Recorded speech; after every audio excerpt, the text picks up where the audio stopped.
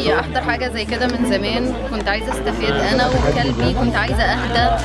ما صدقت لقيت حاجه زي دي، جيت فعلا استفدت جدا، اكتشفت حاجات كتير قوي كنت بعملها غلط مع سيمبا، اكتشفت ازاي امشيه، ازاي ابقى اهدى، ازاي الموضوع فورا حصل اختلاف في المشي مع سيمبا. ما كنتش اتخيل ان التغيير بيبقى سريع بالمنظر ده. فعلا المديتيشن اللي عملناه كان رائع، وكلام كابتن محمود كمان معانا، معلومات كتير قوي استفدتها.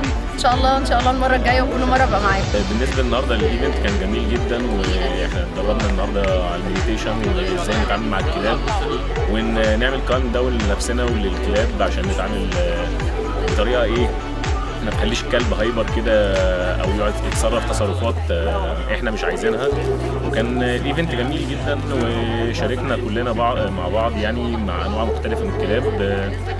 حسينا يعني ان الدنيا تمام، الكلاب ما زمتش على بعضها او هايبرت او اي حاجه، ومفيش مشاكل يعني حصلت. كان يوم جميل جدا يعني. النهارده احنا ابتدينا بالمديتيشن، كان حلو قوي وريليفنج كده، وحسينا بالانرجي وبيس كده قوي.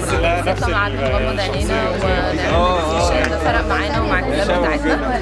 وازاي بعد كده في الايفنت لما طلعنا نمشي الكلاب والموضوع اهدى واحسن، وعرفنا تيبس مهمه جدا ازاي نقدر نعملها بعد كده. تجربه جديده مختلفه جدا، استفدت منها كتير قوي النهارده. يعني اتعلمنا ازاي الكلاب تبقى اهدى، تاخد جيم، ازاي شخصيتنا بتفرق معاها.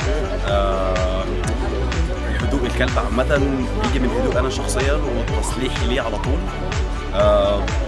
التجربه في حد ذاتها جديده جدا وحلوه جدا، استفدنا منها جدا برضو، ونتمنى ان احنا نكررها كتير. انبسطت قوي في الايفنت النهارده، اتعلمت حاجات كتير قوي ما كنتش فاكره ان ممكن اتعلمها. هفهم غالبا اكتر كلبي دلوقتي وهبدا احبه، وهيبقى في كيمستري اكتر ما بيننا من اللي اتعلمته النهارده.